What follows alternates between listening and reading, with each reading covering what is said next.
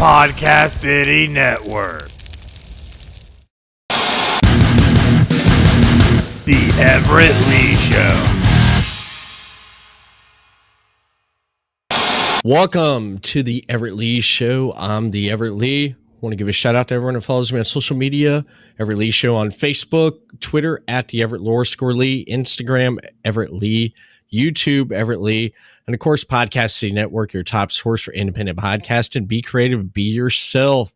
Follow them over on podcastcity.net, Facebook Podcast City Network, Twitter at Podcast City Net.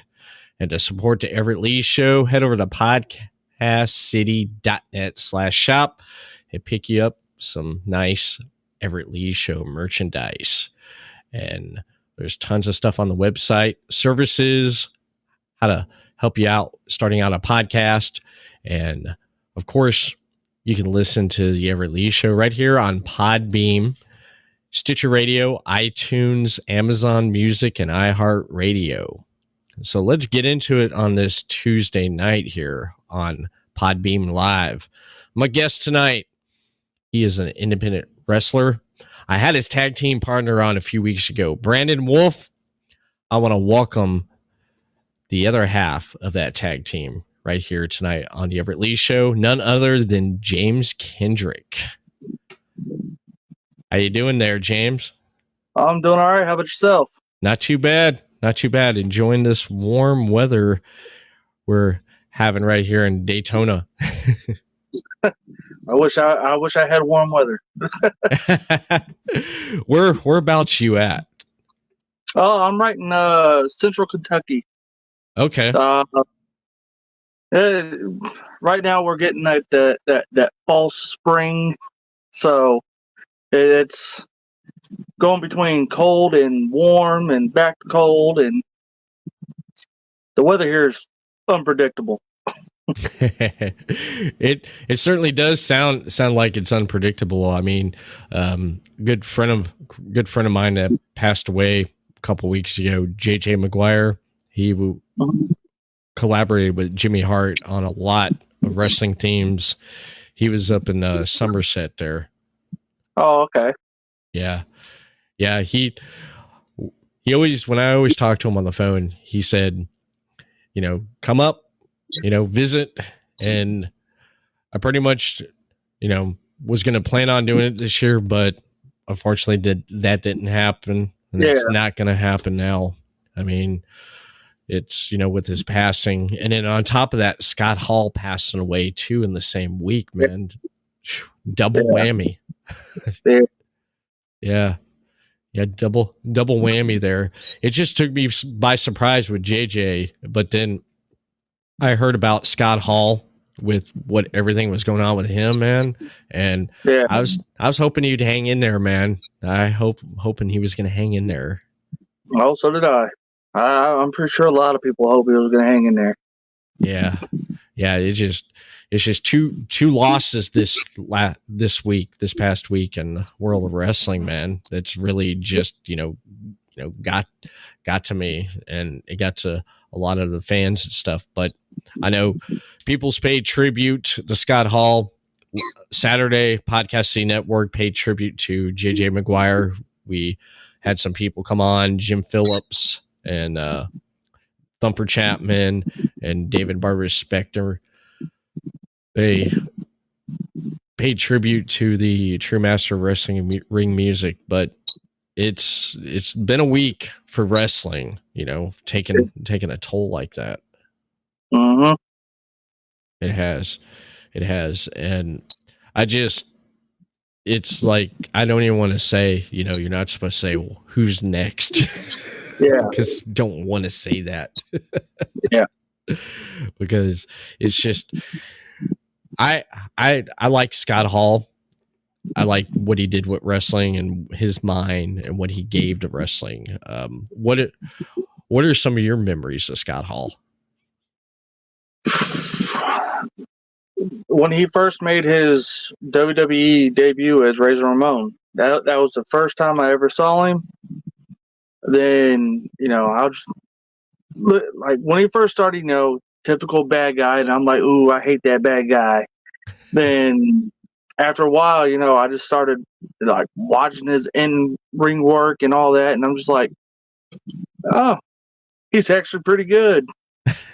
Then then like to this day, like I'll go on Peacock or I'll go on YouTube or something and just watch some of his old videos or matches and whatnot, and I'm just like, he was a genius. He was. He was. He had a good mind for the business. He did. There wouldn't be like an indie show. He would show up because there's so much footage of him out there going to independent shows. Yeah. It'd be something. Wouldn't that be something? You're working at a promotion. You're working a show, and all of a sudden here comes the bad guy in the back there. It's like, whoa, didn't expect this, man. Yeah, there's been a few occasions where I've been in a locker room and there's a big time talent that would come in the locker room, and it was like the last podcast I did, I was telling the story about I was in Long Island and I'm downstairs in the locker room and I look over and there's this guy with blonde hair sitting there just looking at the card, and I'm like, he kind of looks familiar. And he kind of turned a little bit, and I see like he had a black eye. I was like, man, he really looks familiar. I couldn't put my finger on it. Then he just comes up and says, "Hey, I'm Shane Douglas," and I was just like, hi. Just having people like that just drop into a show just unannounced, and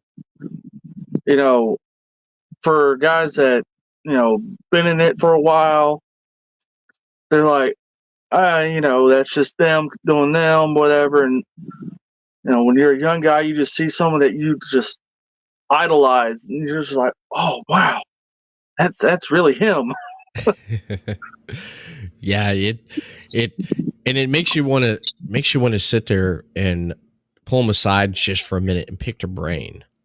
Yeah, you do, because oh, I mean, what they've done for the business, because you want to pick their brain and get their thoughts on this or that, and you just want to learn from them. And yeah, that's the best thing with veterans giving back to this new generation of workers. yeah. I mean, like to this day, like I was taught when you're in a locker room, you find your seat after you shake everybody's hand, introduce yourself, sit there, keep your mouth shut. Don't ask questions unless you're I mean, you can ask questions, but don't be like a nuisance about it. So, I mean, I've been wrestling since 2006, and I still go into a locker room, shake everybody's hand, find my chair, sit there, and I just listen. That's the best way to learn. Uh, it's a lot of young guys, they don't get taught that, which I don't know why, but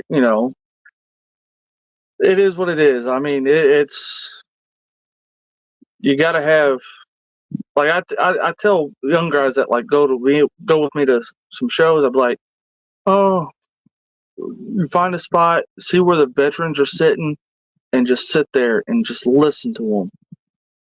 And I was like, that's the only way you're gonna learn. I mean, you can ask them questions. They blow you off. They blow you off. Don't take no offense about it. But some veterans are like, I'm not going to teach you anything. You just learn on your own. Then other guys will be like, okay, yeah, you got to do this. Oh, you did that wrong. Why'd you do that? Or whatever. I mean, it's a treat Mm-hmm.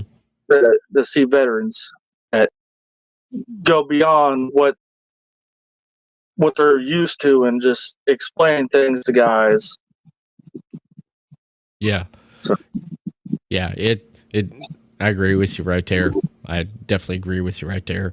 Sat down with a veteran. I sat down with a veteran promoter and learned some psychology on what's going on in a match. And it was stuff that was right there in front of me that I didn't really pay attention to until it was Yeah. pointed out and saying, look at this. And it opened up this whole different world for me just to look at wrestling, because when I watch a match, I watch it from 2 points of views. I watch it from a fan point of view and a business point of view. Yeah. Sometimes I understand the business point of view. I'm like, okay, I get that. But then from the fan's point of view, I'm like, oh, come on, man. Yeah. I do the same thing. Yeah. I look at it that way. And I can understand most of the time when the fans are, but then when they get mad and go on social media and start complaining about this, but then when I look at it from a business point of view, I was like, good call. That was great right there. How that was handled. And Yeah.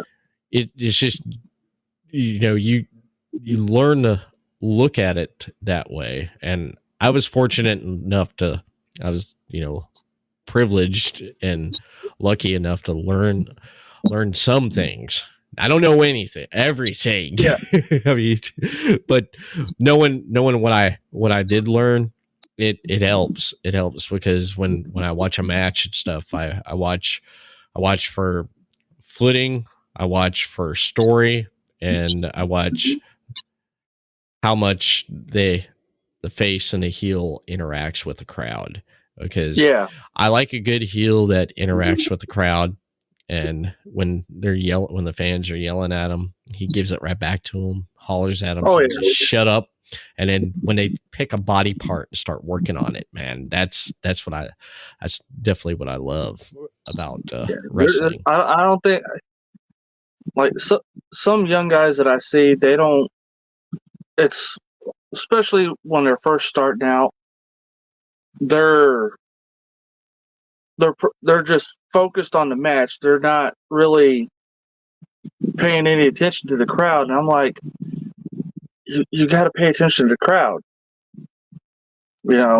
Especially if you're the bad guy, you have to go out there. You see Susie Q out there picking her nose or something, go after her. You start going after that person, then everybody's going to come in and, start giving you more crap. Mm-hmm. If you just go out there and just do your match, why are the fans even there? They pay the money to be entertained. Yeah. So, I mean, I try to tell young guys, play to the crowd. Go to the crowd, especially the little kids. Little kids are gold. Yeah. They're going to boo you or they're going to cheer for you. So. Mm-hmm. Yeah. Little kids. I laugh when I'm at a show and I hear little kids going after and just heckling the heel, and the heel's like giving it back to them. And Yeah. I just love that, because it's like it's great because it's fan interaction in a lot of ways, man. It is, because you're interacting, you're making that connection with that crowd. And of course, you go after the little kid, then you're going to have everyone, you got to bring the heat. You got to bring the heat, baby. Like Dustin Rhodes would say, you got to bring that heat.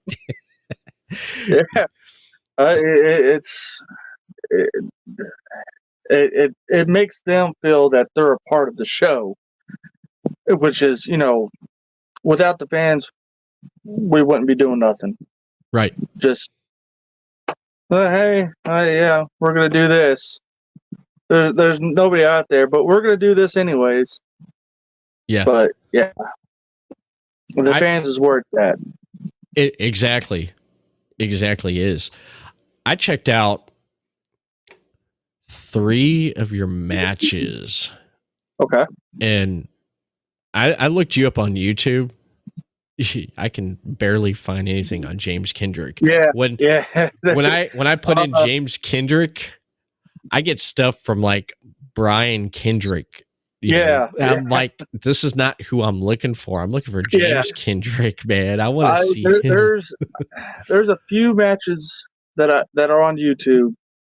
Um, There's some that are old. one company that I used to work for called UWA. They had a TV spot, and all their TV shows got put on YouTube. Uh-huh. So if you go to Underground Wrestling Alliance, yeah, you go under there. There's quite a few matches of mine. It's just like the whole shows. So single matches, there's not very many on there. Yeah. I had to go on IWTV, and IWTV, I don't know if you go on IWTV. Yeah, You do. I love that.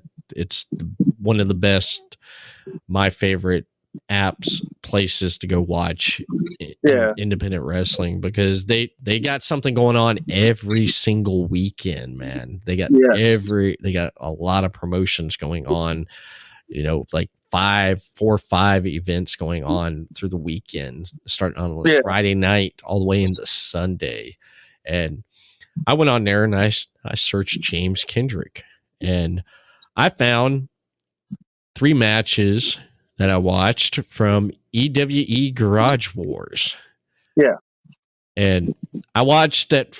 The first one was James Kendrick versus, I'm probably going to mess this up because it was for the EWE Heavyweight Championship. yeah, Espiritu Maya. Maya. yeah. Yes, I think that's it. I when he told me his name, I was just like, okay, we'll go with that. I love how when you get out there and they're already booing you, and the crowd's cutting, trying to, like, they're already heckling you about your hair, and they're like, Yeah, check his hair. And it's like, and the ref's like, I did, he has none. And it's yeah, just like, wow.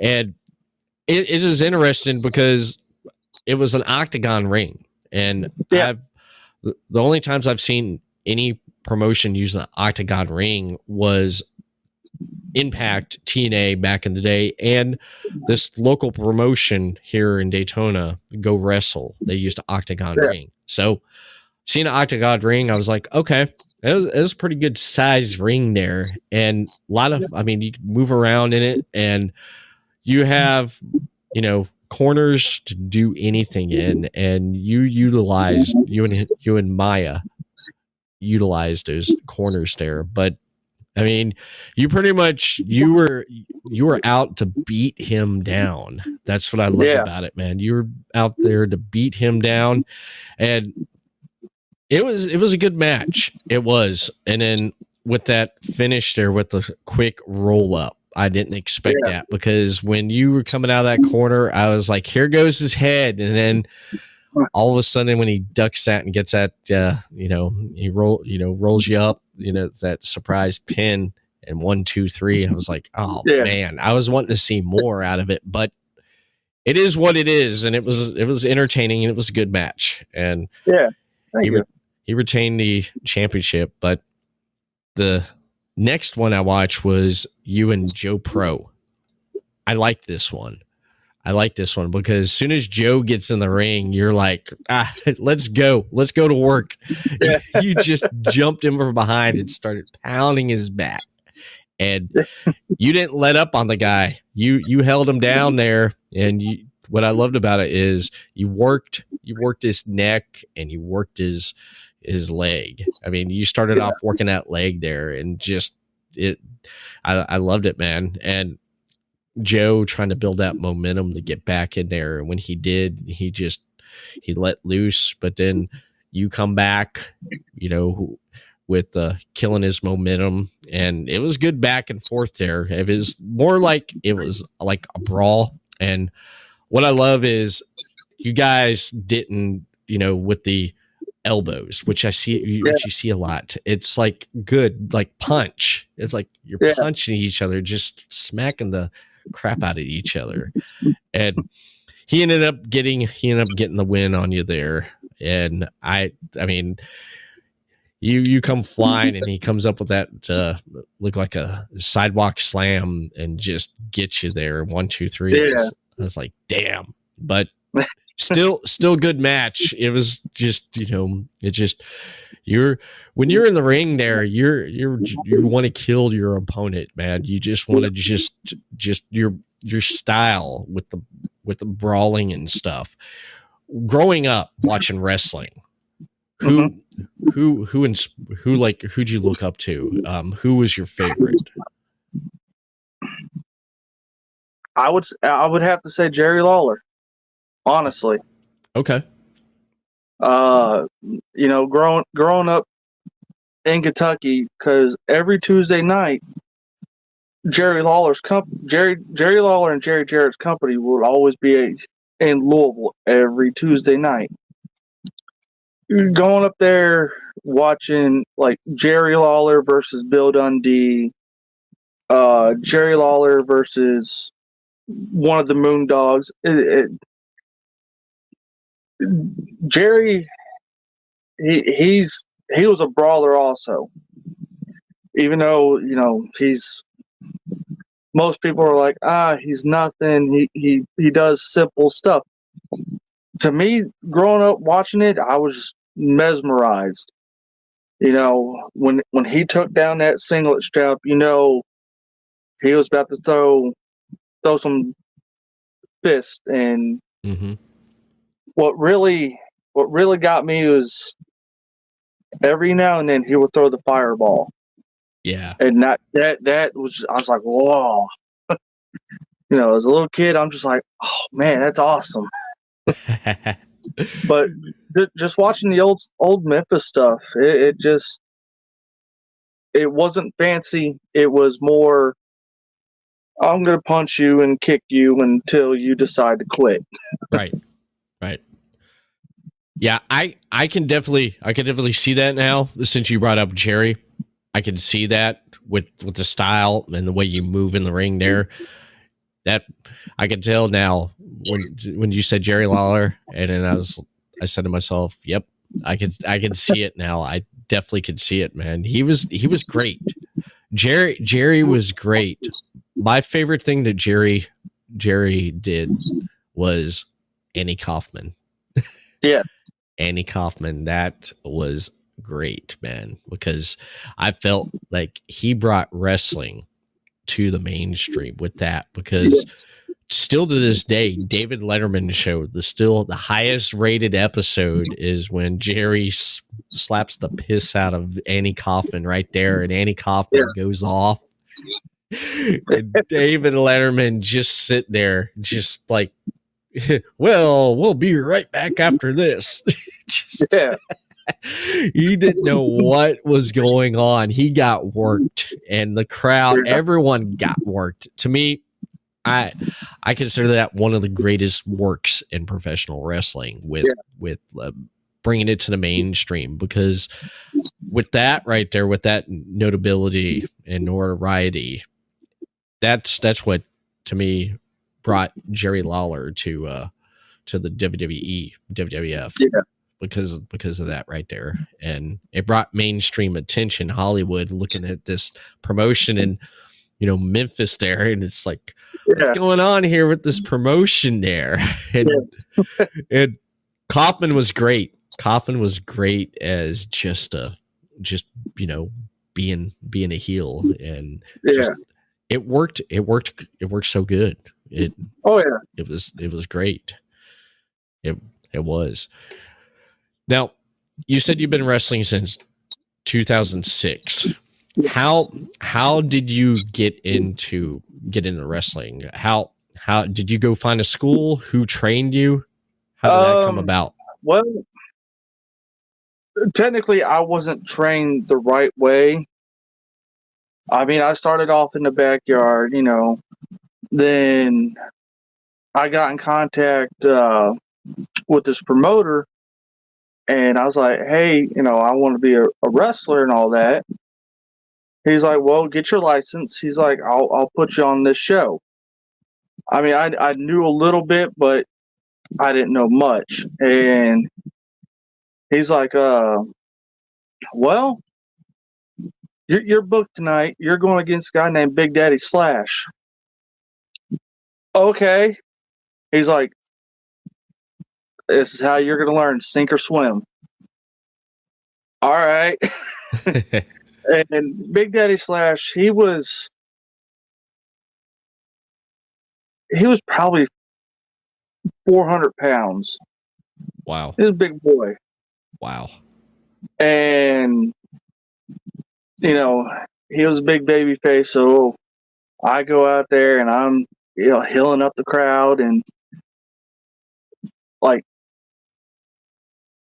one of my mentors, Vic the Bruiser, he's like, before he even knew that I existed, he was on a tear that night. And he's like, just going off on everything. He looked at me. He's like, who are you wrestling tonight? I was like, Big Daddy Slash. He's like, no lockups for you. Okay. Then Slash gave me 2 lockups. And every now and then I'll be at a show with Vic. I'd be like, Vic, Slash gave me 2 lockups. Remember that? And you said no lockups. And he's like, oh. But after that,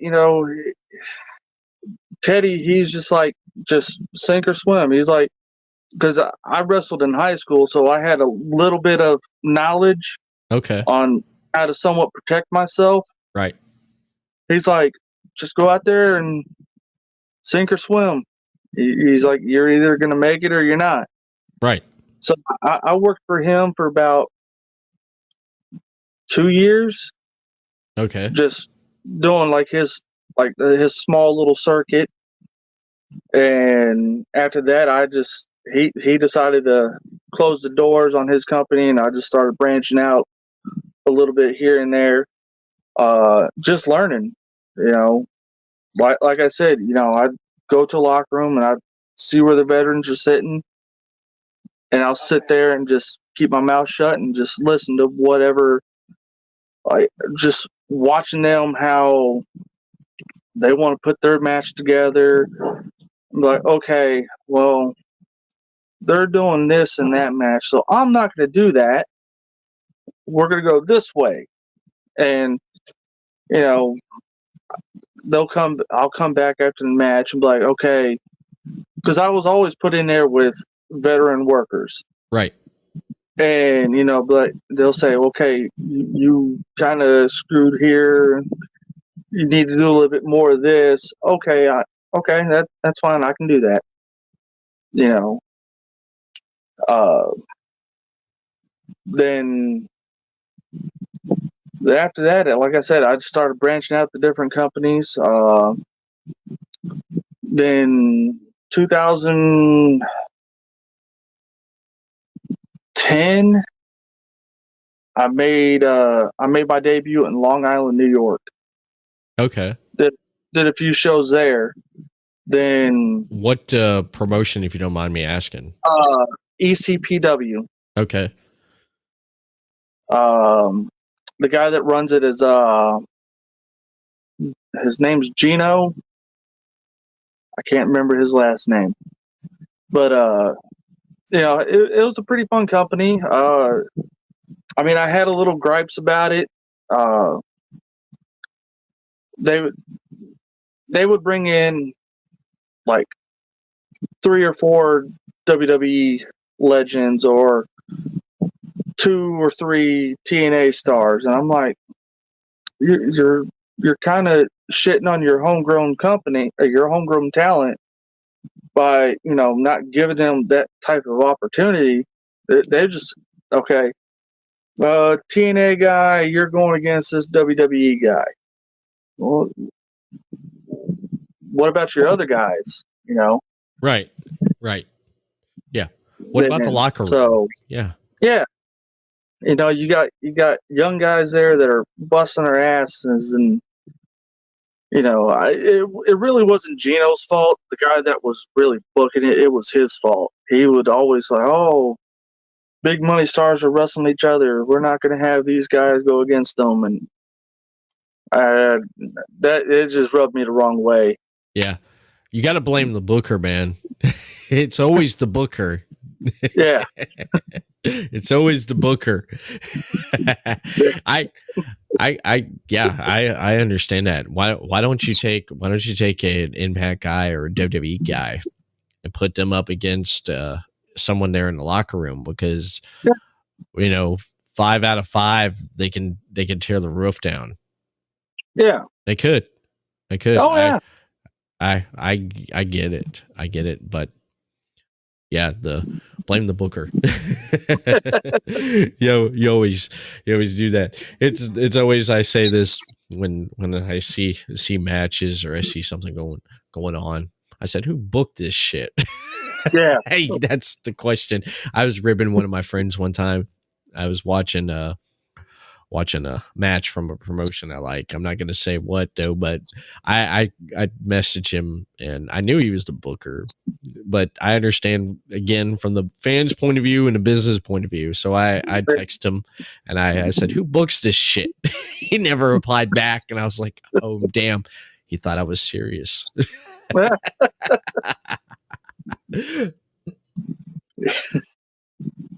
But so you're up in New York.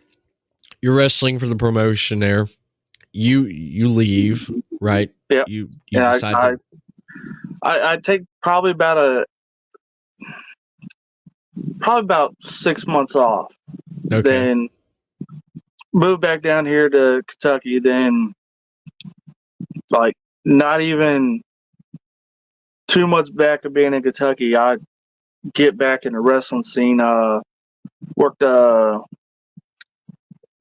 good buddy of mine. His name's Cashflow. Mm-hmm. It was my first match back from being up on the East Coast, and oh man, I was sucking wind on that one. I was gonna. We're going three. It was probably about a 15-minute match, and like halfway through, I'm like, "Oh dear God, You're blowing up." And oh buddy, I'm trying to catch my breath, and Cashflow is he chops really hard. He chops. And he got me. Oh yeah, he makes sure the nosebleed section hears it, huh? I was like, oh my God. But after that, started working for that little promotion for about a year and a half. Then around here, the feds in Kentucky, they sprout up like wildflowers, and right. After a while, they just slowly die off. Then more will pop up. Yeah, I just made my rounds to all these little promotions. Started going to UWA mm-hmm. in Indiana. Then I was there for probably about a year and a half, and they were doing weekly shows. So every Sunday was a show. Okay. So that was pretty good. That was pretty steady work. Then they decided to close their doors, and I was just like, well, I guess I better start looking for another company to work for. Now, at this time, wrestling up in the East Coast and coming back to Kentucky, mentally, what was like your mindset? You left the East Coast and coming back to Kentucky, and then with this promotion closing its doors, like mentally, where was your mind at that time with all this going on? I mean, there was doubts like maybe I should stop and continue with my real job for a while, Mm-hmm. But once wrestling's in your system, you're just like, I just need to go find something to do. But mentally, like I said, it it was kind of draining me for a while. Once I stopped having fun, I'm like, all right, I got to step away Right. for a while, because once you start when you're not having fun and you're second guessing yourself if you want to go to the show or not, more than likely someone's going to get hurt. Right. Right. So I would step away for about a month or so. Then I'll start getting the itch and I'll get back into it. When I wrestled when SWE shut down and when I started going to UWA, I wrestled a buddy of mine named Aiden Blackheart. Okay. We were doing the match and he did like a reverse power bomb to me onto the turnbuckles. My feet caught the turnbuckle and I just landed straight on the back of my head. Oh, I was knocked out for a few seconds. damn. Then I'm getting up and he does a back senton to me as I was getting up, and I didn't know he was coming in. And when it happened, I had the air knocked out of me. So I finished the match and I'm like, man, I just can't catch my breath. Well, the next morning, I was supposed to go to work and I called out because I couldn't breathe.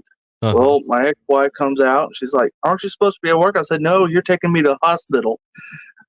I had a partial collapsed lung. Whoa. Oh, yeah. And I spent 3 days in the hospital. And, they're like, oh, take it easy. I was like, well, am I cleared to, do whatever? Oh, yeah, you're cleared. A month later, I'm back in the wrestling ring. Wow. So you took a buckle bomb and your feet caught. And when you knocked yourself out, and while you're face down, I'm trying to visualize this, James. So you're visualize, like you're face down on the mat. He decides to run up and come off the top, doing a senton, right? No, he was standing. He didn't get on the top. He just took off running on the ring, then did the back senton. He didn't know I was out. Oh, wow. Wow. Like so my instincts were just kicking in, and I'm just trying to get up, and he does that. Like, he didn't know. I mean, I was loopy for a few seconds, and I started figuring out where I was at. Then he did the senton, and I was like, oh, he just knocked the air out of me. Right. Little did I know I had a collapsed lung. Wow. So you went into the hospital or X-ray, concussion. They did X-rays they did all these types of tests, and I'm just like, I just want something to drink. It's like, no, you can't have anything to drink right now.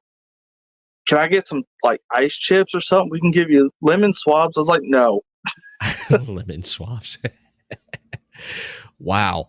So what about, you didn't feel concussed in the head or anything, did you? No, just a collapsed lung. Wow. So it took about a month for everything to.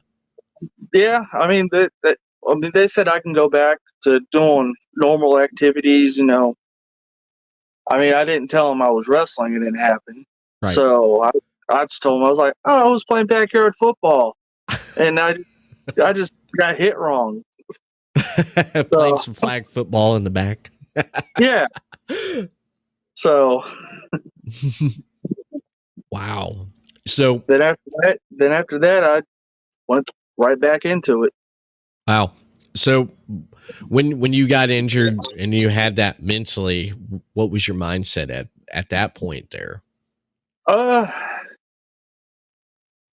mean, it was okay. I gotta pace myself a little bit more so I don't get winded fast. I mean, everybody knew what happened. So I was like, let me team with Big Zoe and let's do a tag team for a while until I get like my wind fully back. And I was like, oh, okay, yeah, that's cool. Right. So we did that for 5 months doing tag teams. Mm-hmm. Then he decided that he was going to go to Ohio Valley Wrestling. I was like, that's cool. It's you do what you got to do. You want to go there, okay.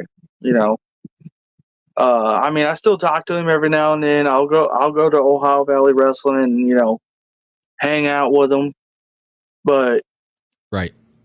I'm just like, he'll be like, when you coming to OVW? No, it's not for me.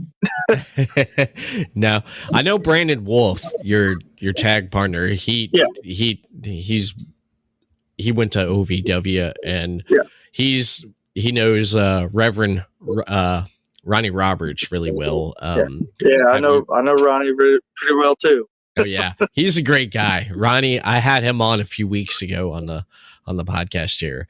I Yeah, enjoyed having Ronnie on, and he spoke highly of Brandon, and I mean that's one thing that I'm interested is because watching the matches I've seen on IWTV, and then seeing the style, your style, and then seeing Brandon Wolf's style. yeah.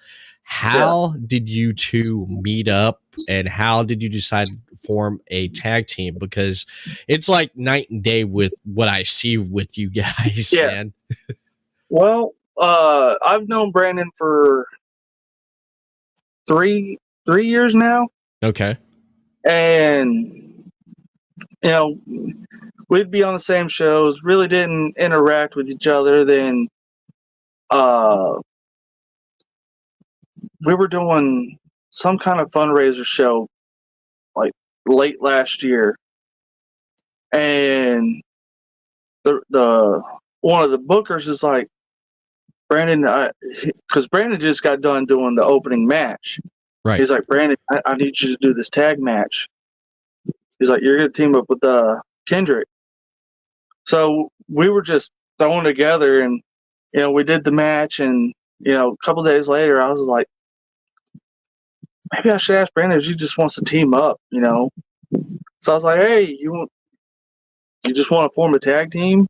I was like, with your high flyingness and my kind of brawliness, we can do whatever. He's like, oh man, that sounds great.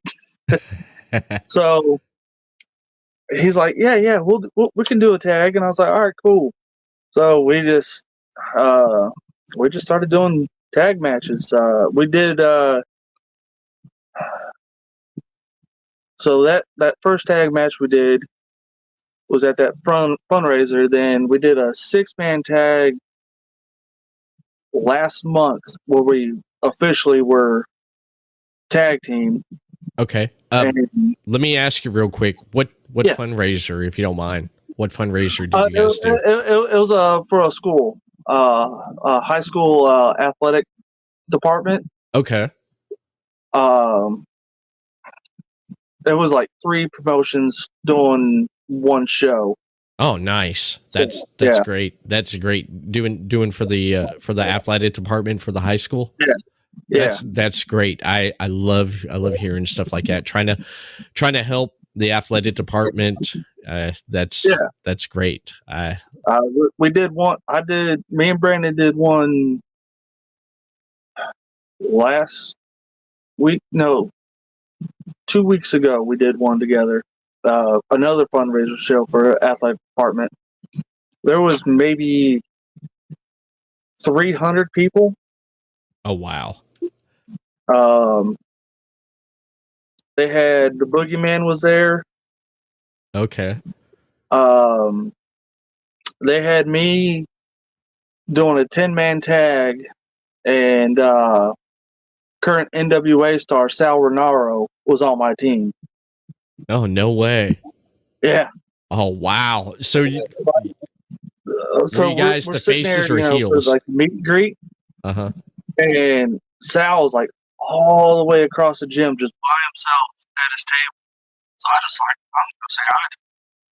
Oh And I wow. started talking to him, and I was like, I remember when you wrestled for Ring of Honor. He's like, that was a pretty long time ago.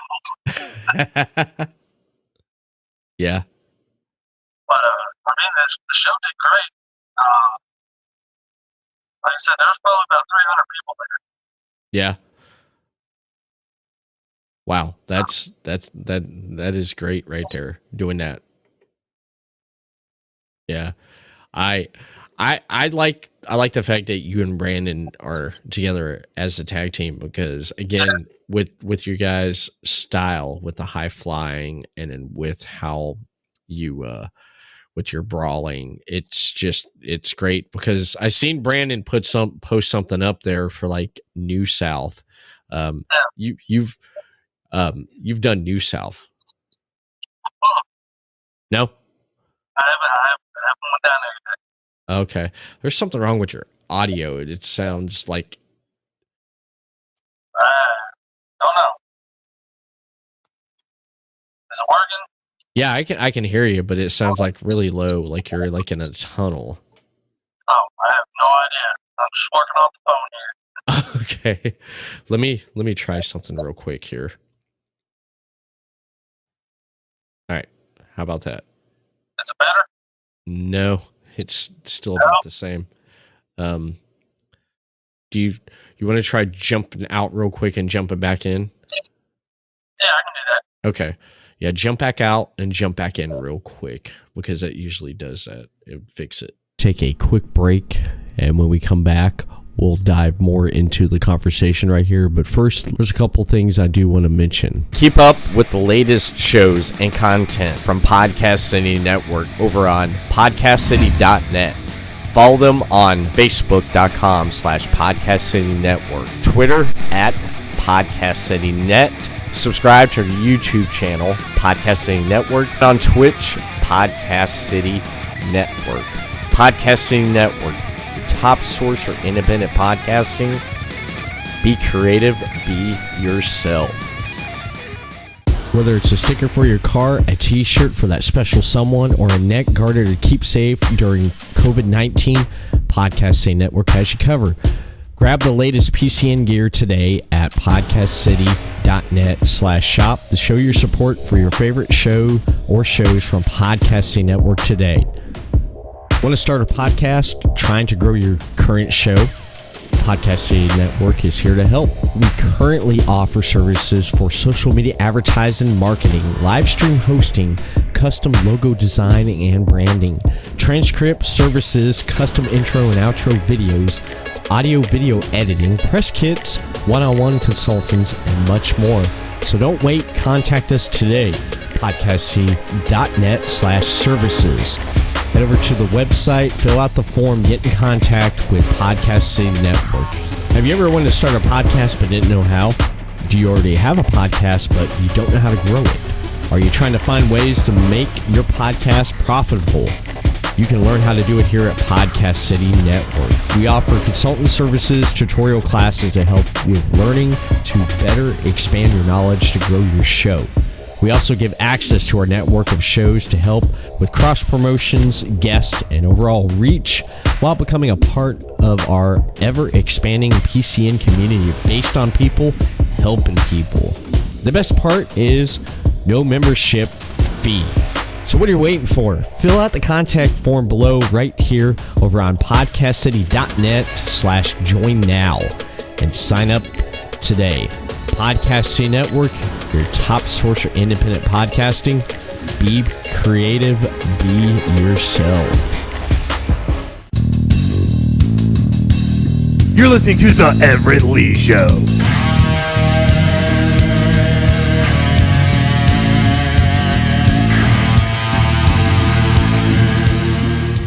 I'm excited with like seeing what you and Brandon. I haven't seen any tag matches. There was a tag match up on YouTube, and I could not watch it for the sake of trying to watch it because the way the camera was being held every time I took my phone, it flips.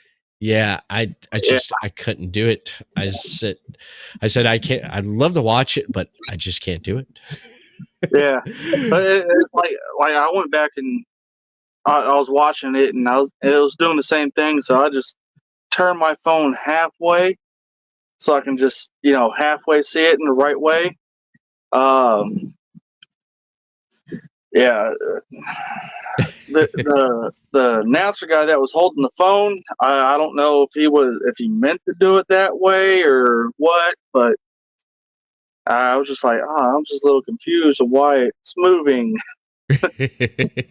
Yeah, it's funny how how technology acts, because it can work with you or work against you, Yeah, and and it just seemed like it just didn't work, or what the cause yeah, was with the rotation. Maybe it was one of those where it just rotates when you slightly move the phone. Who knows? yeah, Or yeah, it's weird because you can take like I had a phone I could take pictures with, and then as soon as I plug it into my computer and upload the picture to my computer, the yeah, picture's sideways.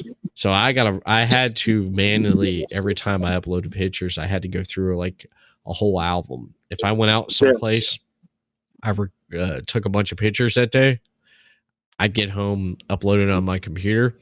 I'd sit there and just spend more time rotating pictures than anything. It's like, why is this happening to me, man? Yeah. You're supposed to be working with me, not against me. But it is what it is most of the time. Yeah. It is. So Grindhouse Pro, you've been wrestling there with Brandon, I would assume, right? Um, Brandon's been there. I've worked for Grindhouse a couple times. I haven't been back yet, but I've been in contact with Tony. I know. I think Ronnie is the booker, Uh-huh. so I have to get back with him. So hopefully I can make my return back to Grindhouse, because right when I started there, that's when the pandemic happened and Oh, everything shut down. yeah. So I was like, well, that sucks. Yeah. That 2020 was bad for independent wrestling, because Yeah.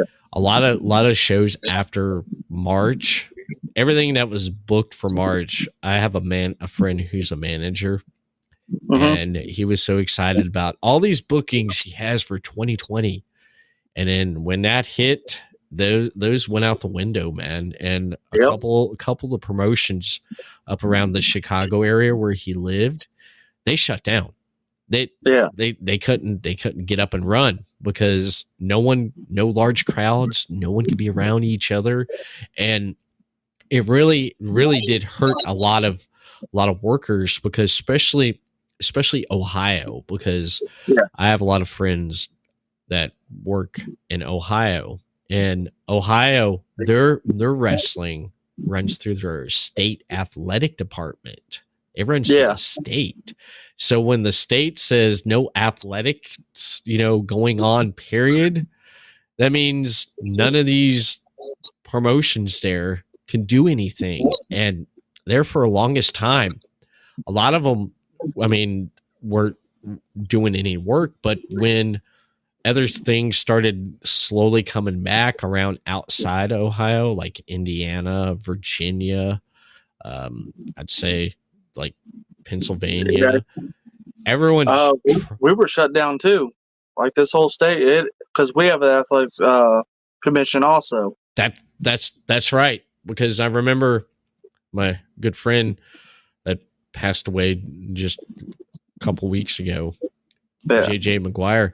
He was telling me about that, because he did stuff for a promotion there, and he told me at one point that you have to have a license, and he was telling me Mm. how much it is. And yeah, he said, yeah, you guys were shut down for a while there in Yeah. Kentucky, and you slowly started to come back there.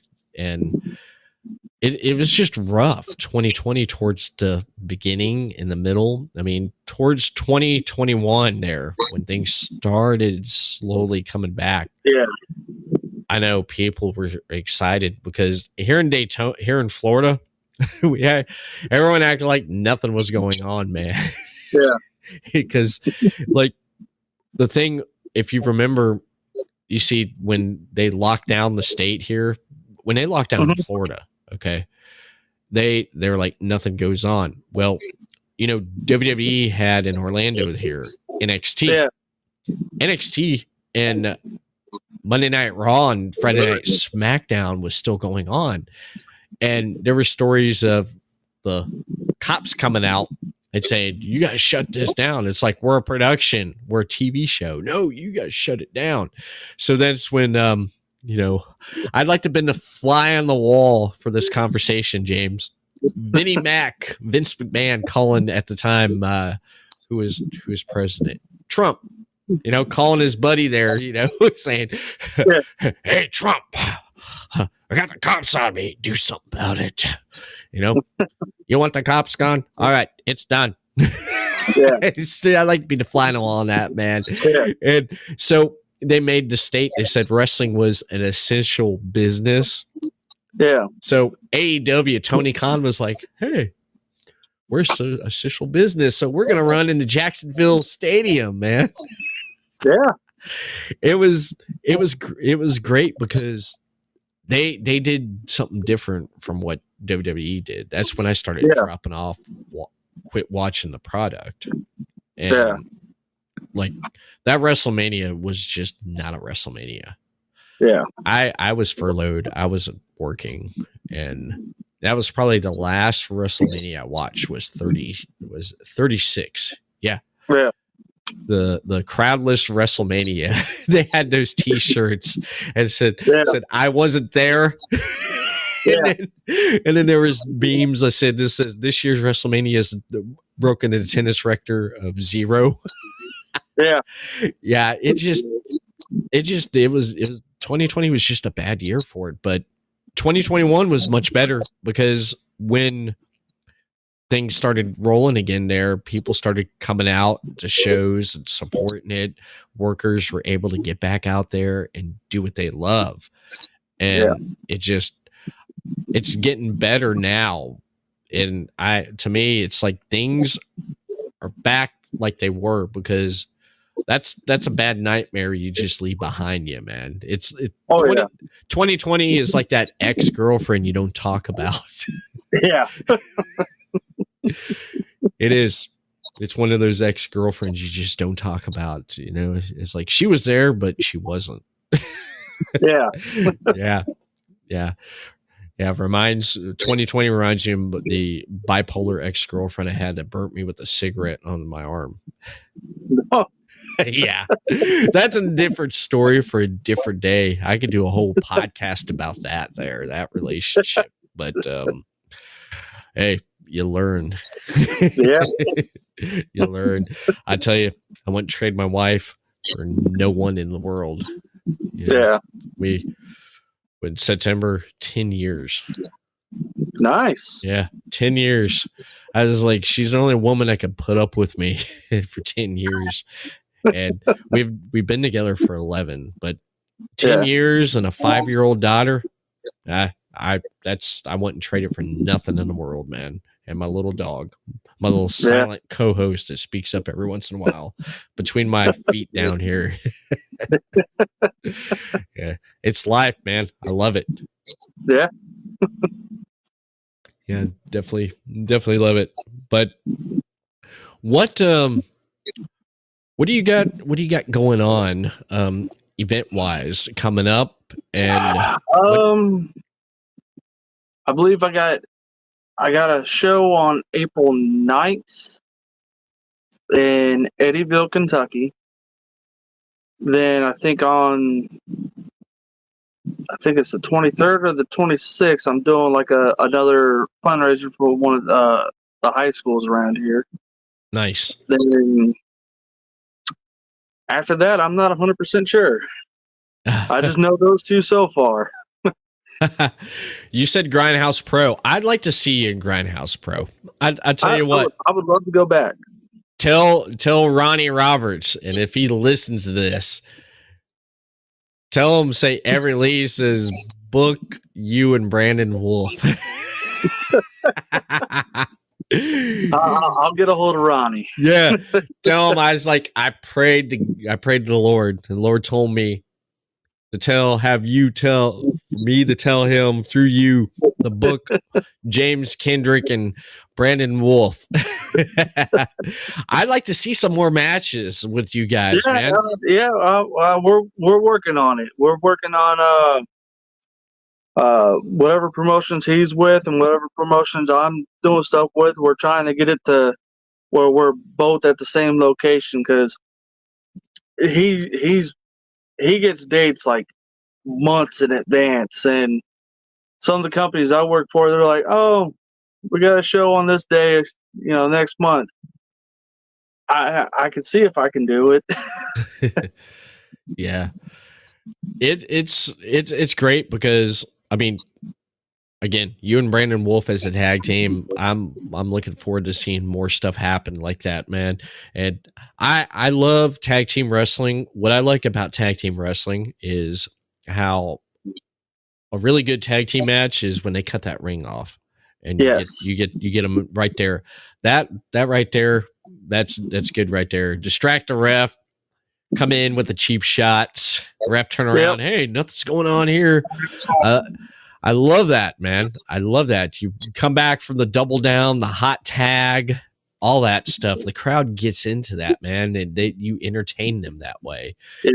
And it's I love a good old tag team match. I have a friend, he's like, I don't like tag teams. I was like, I do, man. They're fun. They're fun. They're entertaining. It's a lost art. Yeah. It's a big thing that, to work out because, there's so many elements that go into that type because with who's going over the finish, who, tagging in and out, doing your spots and getting your work in, getting your stuff in and just having a good time doing it and entertaining a crowd. Yeah, like I said, it's a lost art.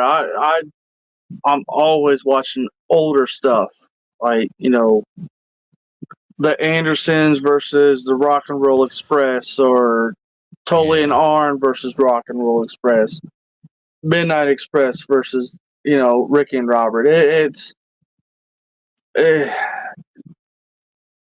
Today's stuff, like let's say WWE. Vince doesn't believe in tag teams. No. There's only one tag team that's been, or two. You got the Usos and New Day. That's it. Yeah. That's your tag division. It's sad. AEW, they do more with tag matches than what I see they do, and that's why I don't watch that product no more. I quit watching it as soon as Taker retired. I said, I'm done, man. And did you see his last match with AJ Styles? Yes. Oh, man, perfect way for a character to end his career and ride out into the sunset. Just man, it just perfect for those 30 years, man. 30 years. Wow. And you probably heard this before in the business. You usually live or you usually retire or have to put up your boots with, depending on injury, and not many few get to walk away from it, they don't. Three things. It's you die in the business, or you have to put up your boots because of injury, or you're able to walk away from it. And rarely you're able to just leave, to on your own terms there. Yeah. It's like one of my mentors, Victor Bruiser. He's also one of Brandon's mentors. Mm-hmm. This is his last year, and he's been like, he broke in 92. Wow. Yeah. Wow. He's done it all. He's done stuff for WWE. He's just like, I'm 55 years old. It's time to hang it up. So, this year's like started like towards the end of last year. He was doing like this whole farewell thing. And he's like, 2022 is going to be the last one. I was like, well, you better make sure I'm on that show. That's all that matters. Yeah, that's amazing, man. I mean, 55, 2022, one last run, and it's like my friend last year. He did one last run last year, and he hung it up in September. Yeah, he hung it up. He's like, I'm done. He's 63, and he had to quit because of his knees, man. His knees weren't like they used to be. And my friend Tommy, he's like 6'2", 6'3". Mhm. So he said, I'm done. He did everything he wanted to do, and he's happy. He's happy, not being able to step back in that ring. He is, but he wanted to do one last run, just give it one big, one go, one last run, and just see what happens. And he liked it. And one thing was, I got to work with him last year. I finally, after I've known him for 11 years, and out of all that time, finally got to work with him. Doing production and video editing and graphic design for CFWE. I enjoyed it. That's the one reason why I got into helping and doing with CFWE was because my best friend, we never got to work together, and we finally got to work together, and it was great. We had a blast, had a good time, and a lot of things to talk about, look back on. It's like, hey, remember that show when you were, I remember that, man. Hey, remember that show when this happened? Yeah, I remember that when that happened, Tommy. So we got some memories to share, which is amazing. And I'll cherish those, for long as I live. And it's great. It's definitely great. Speaking of getting in the ring with, and just getting in the ring in general, who would you like to get in the ring with that you have not gotten in the ring with? What's your dream opponent? Who's out there on the indies you have your eyes on? You're like, I like to get in the ring. I think you'd be a good dance partner for me.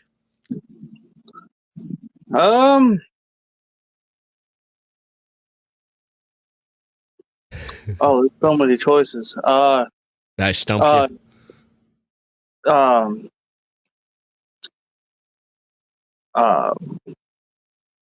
Josh Crane. Josh Crane. Josh Crane. Josh Crane. And I would like to get to the ring with Del Patrick. Del Patrick.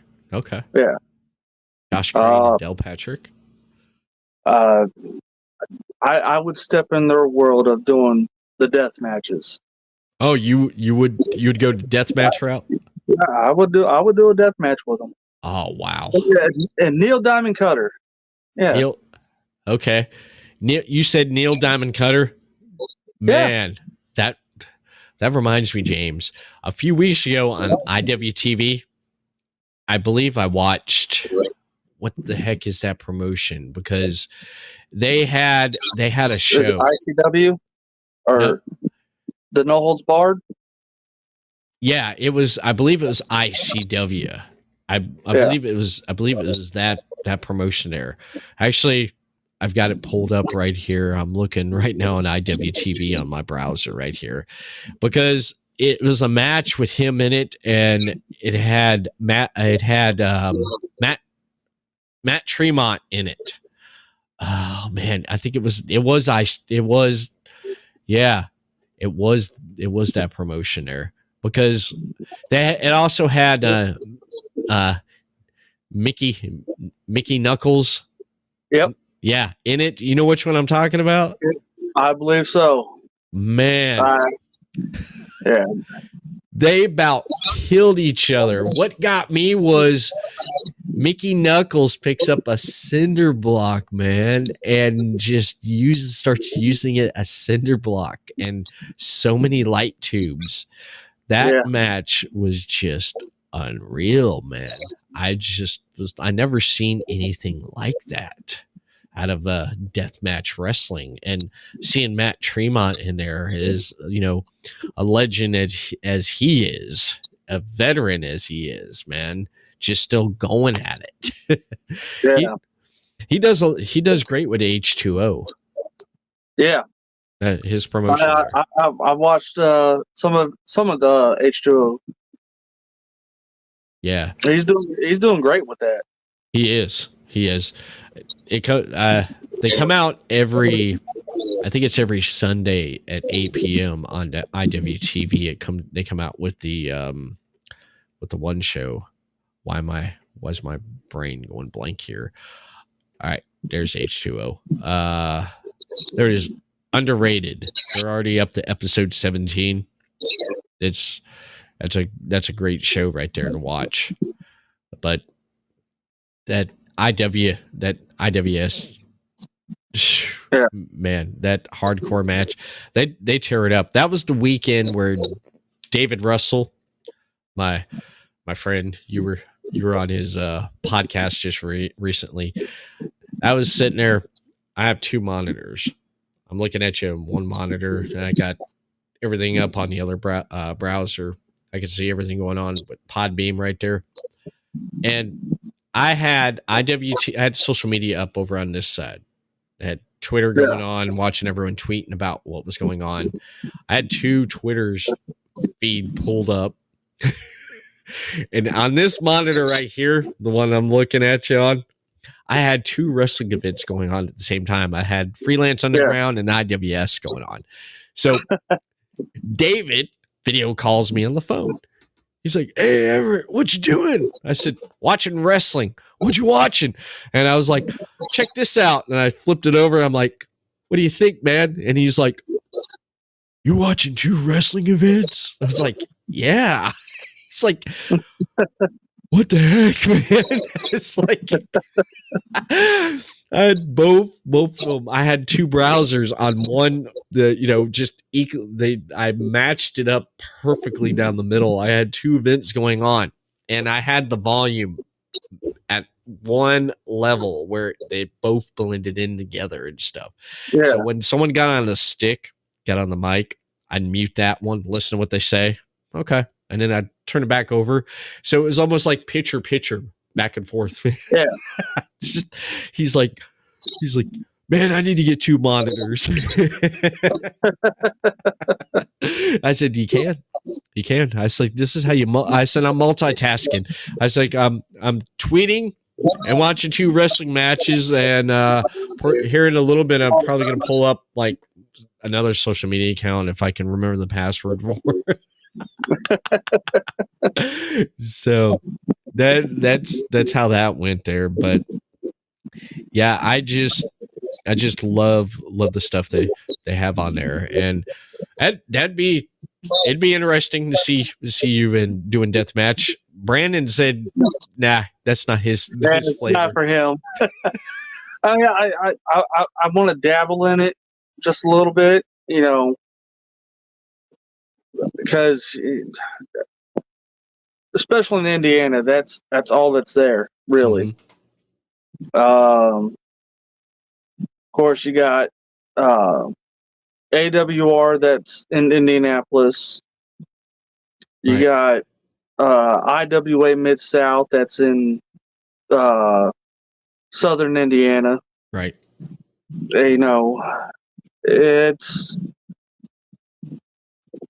It's just one of those types of things. Like, maybe I'll try it, see where it goes. Hey. It seems like everybody's wanting to get into it, and I'm like, I might dabble in it.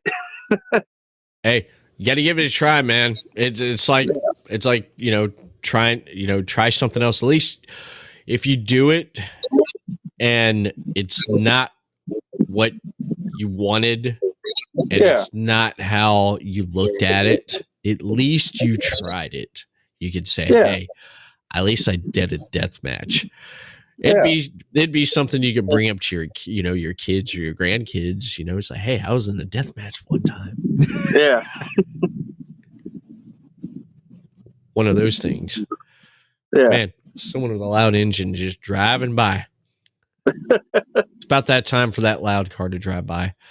I try to make sure the mic don't pick it up though, but Yeah. maybe they'll slow down with the children at play signs we got out front. But anyway, Yeah, maybe. yeah, maybe.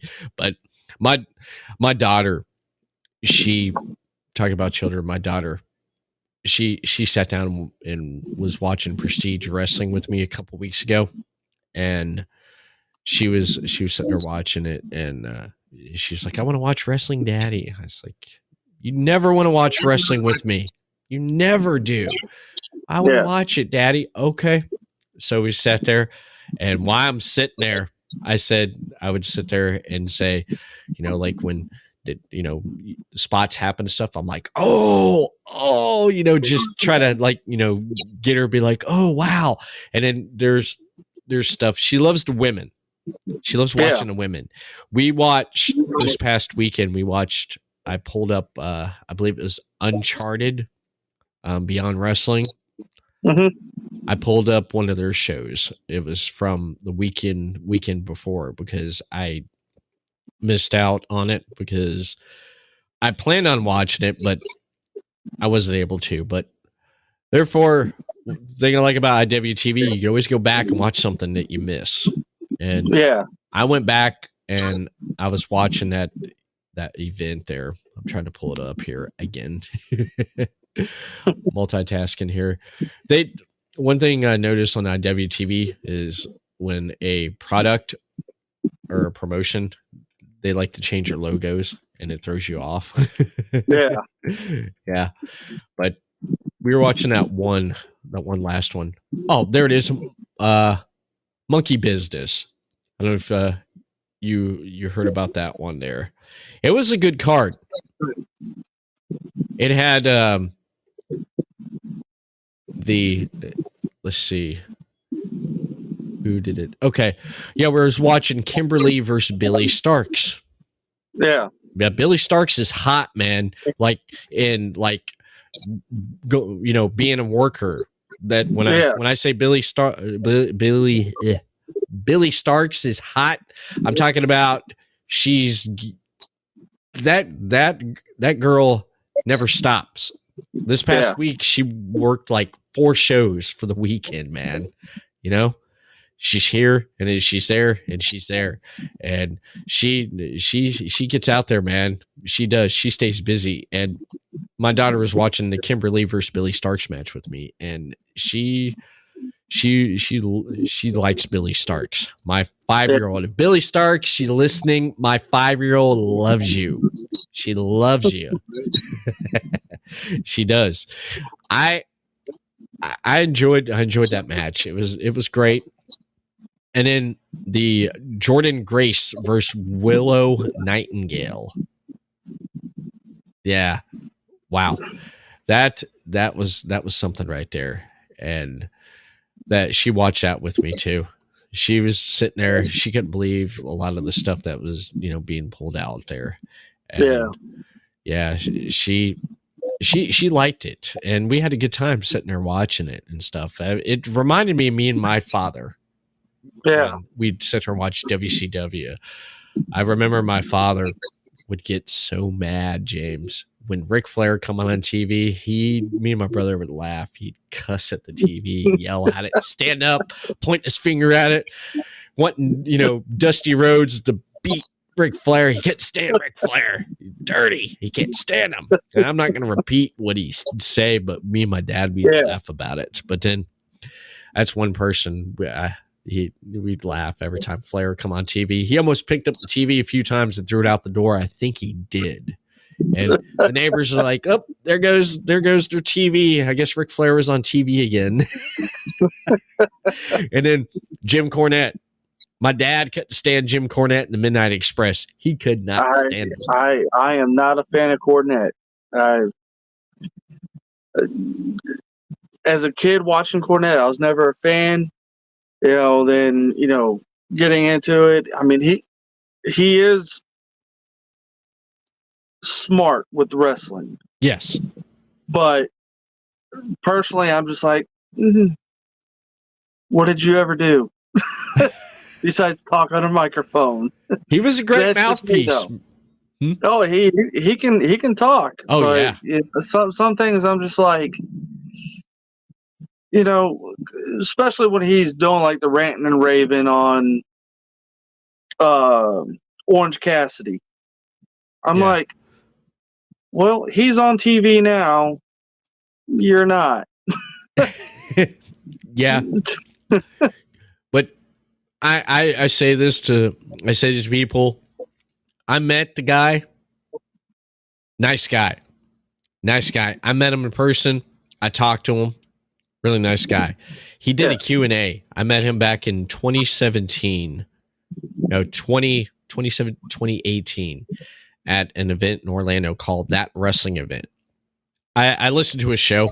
I laugh because I don't take the guy seriously. Yeah. I don't, because it's like he just like, what's he gonna say next? And some of the things he says, like from a business point of view, I'm like, okay, I get that. But when he said the only appearance I'm making this year is in Florida, is at Orlando at this date and this date, I was like, I'm gonna go meet the guy. I want to see what this guy's about, man. I've seen him for years on TV. I want to see what this guy's, what he is.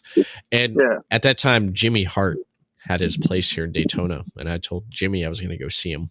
And Jimmy was like, hey, baby, mention this to Cornette. He told me his story. So I was like, okay, I'll mention it to him. So I went there and met Cornette, and got his picture hanging up here on my wall, signed it, and then took a couple pictures. The person there was nice enough to say, we'll take a couple pictures with Cornette. Yeah. So a couple pictures. We got 2 or 3 pictures with us.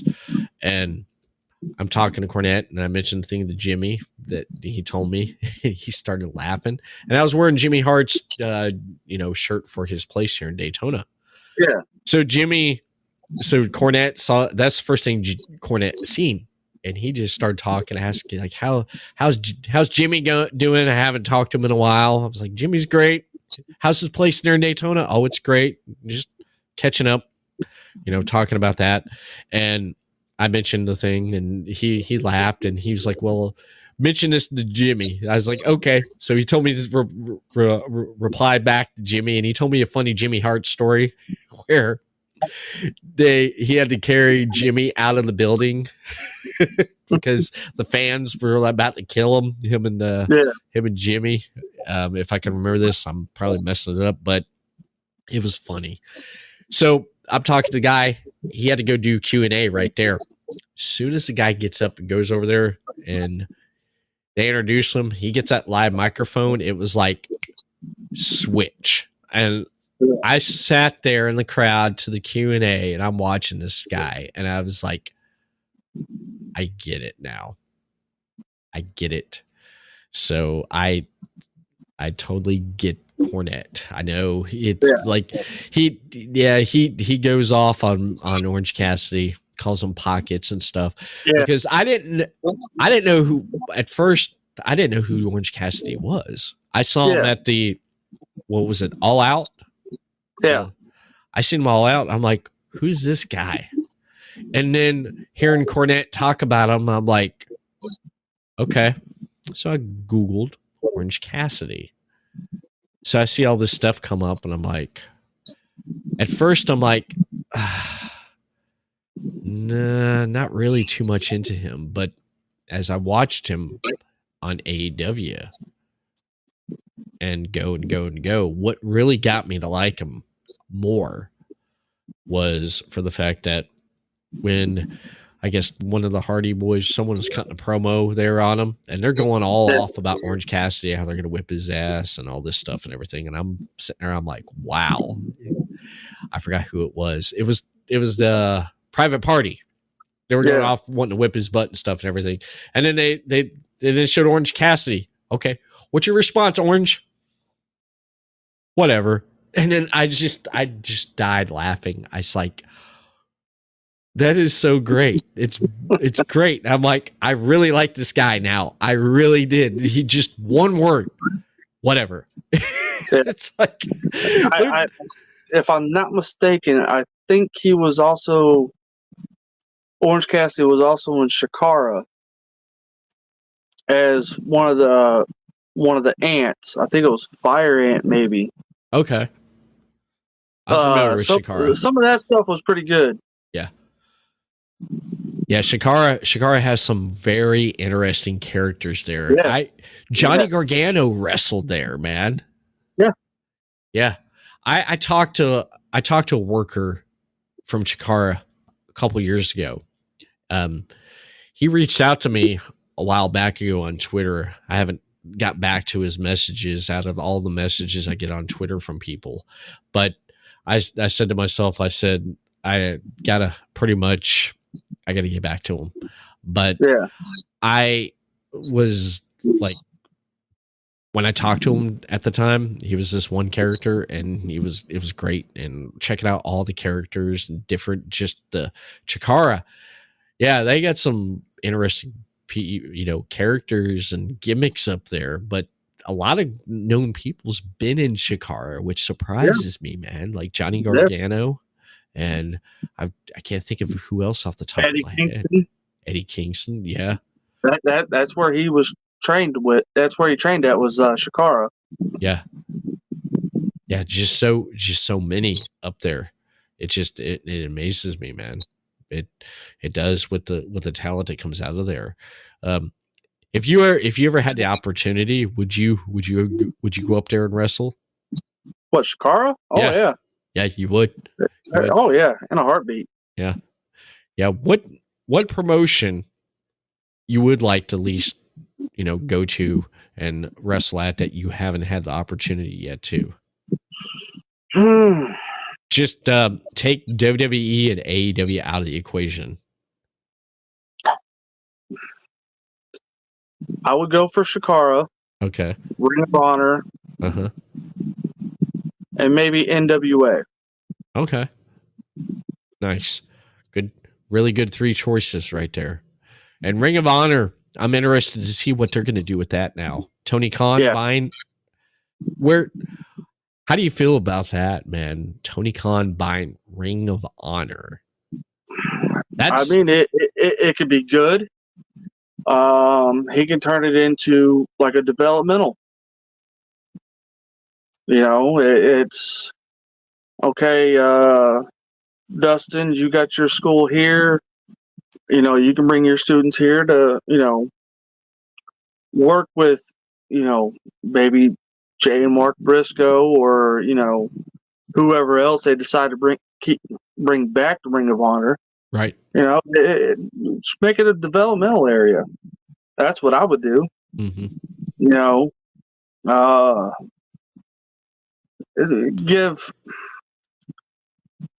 Give NXT a run for their money for developmental. Yeah, definitely. Ring of Honor has that name. They established themselves in 2002, and bring it back to their home is Baltimore area, but go back to their old places that they used to tour at, Dayton, Ohio, Chicago Ridge, stuff like that. Go back to those places. Mm-hmm. I mean, if Tony does it right, Tony's making money. Right. He's got to get the right people in there to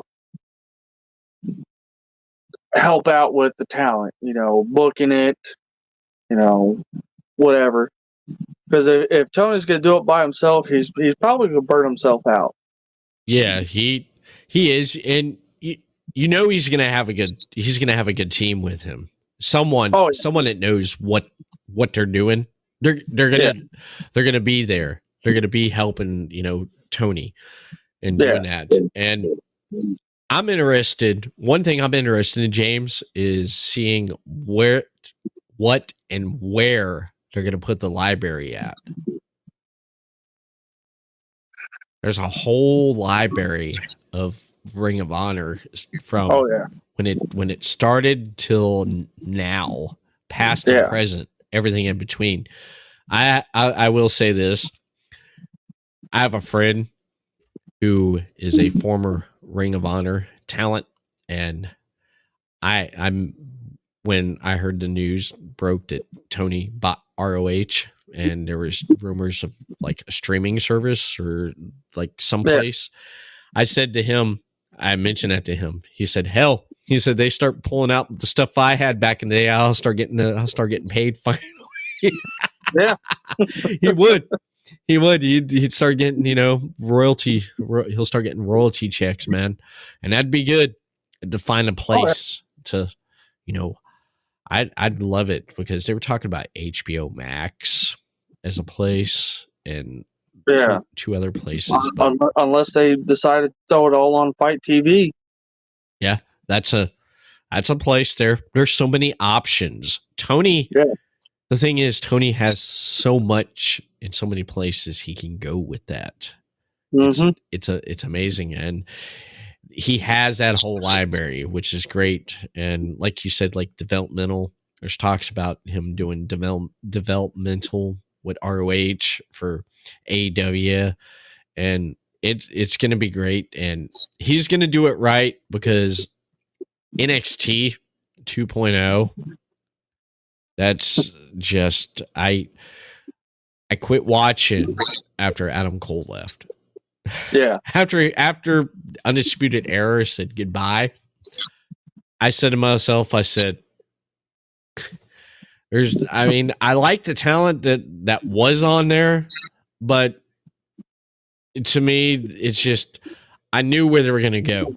So I'm pretty much watching this product A or B, this product compared to this product, and something from this product's going to here that I like, then I'm going to watch that because they said that Wednesday night on Dynamite when Cole was on there, that hour, the ratings like really shot the week after, like Adam Cole, like the week before Adam Cole was on NXT, ratings for that when Adam Cole was on was up.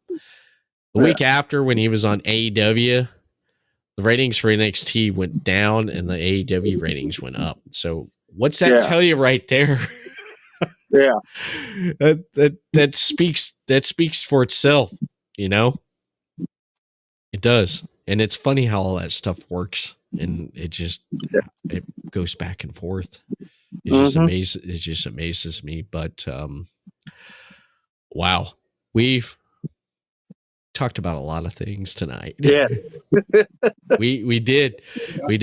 And I do want to thank you for coming on here tonight. Thank you for having me and talking. No problem, man.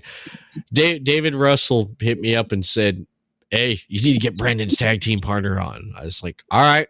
As soon as he said that, boom, it was like we got in contact, and it was like, "All right, let's do this. Let's make a date, get it, get together and do this." And I'm so glad I, had the privilege to talk with you tonight. And it was an honor of mine.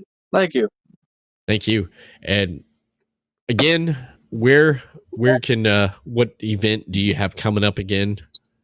April 9th, I'll be in Eddyville, Kentucky for Nall Wrestling. Then either April 23rd or April 26th, I'll be at in Greensburg, Kentucky. Yeah. Greensburg at I think it's the high school. Okay. For USWF and UCW for a fundraiser for the athletic department. Okay. Nice. That's amazing. I love that. I love what you're doing for for fundraiser. I love that. That's good. I love when wrestling does a fundraiser for a good cause, and that's Yeah. that's what it's about, man. Entertain and do something for a good cause. Oh yeah. Yeah, it definitely is. Social media. Where can people find James Kendrick on social Um, media at? I'm on Facebook, uh, Instagram.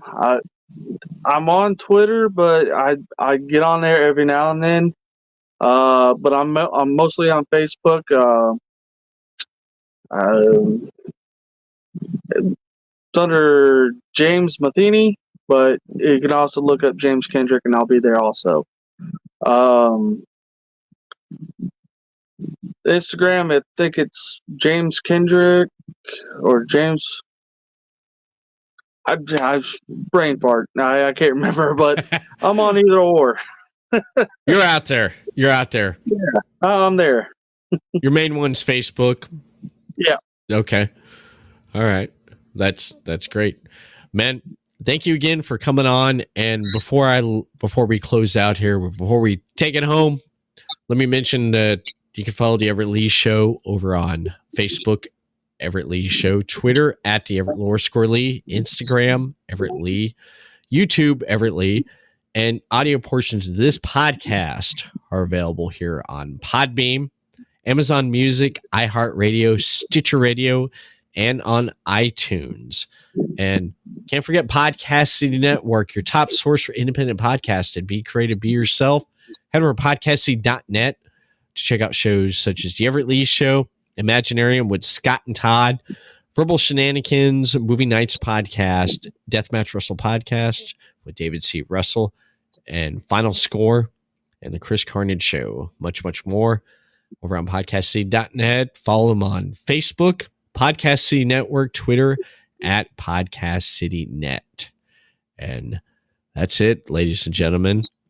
I will see you again next time for another episode of the Everett Lee Show. Everyone have a good night, and thank you for tuning in for your shot of entertainment.